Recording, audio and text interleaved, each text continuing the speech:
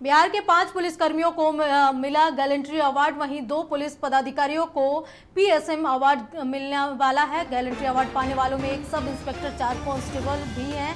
वहीं स्वर्गीय आशीष कुमार सिंह को मरणोपरांत गैलेंट्री अवार्ड मिलेगा। दुर्गेश कुमार यादव, रोहित कुमार रंजन को वीरता पुरस्कार, तो वहीं अक्षय कुमार, विजेंद्र कुमार को गैलेंट्री अवार्ड मिलेगा। ADG law and order Sanjay Singh को और डीएसपी राजेश कुमार शर्मा को भी पीएसएम अवार्ड मिलेगा।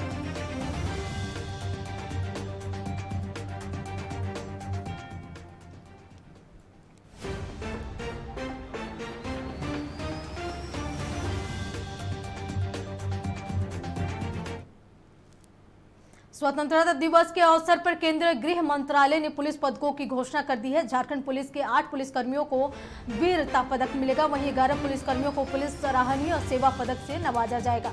गढ़वा एसपी दीपक पांडे को वीरता पदक से नवाजा जाएगा। वहीं पहली बार झारखंड के फायरिंग सर्विस को भी गैलेंट्री अवार्ड मिलेगा।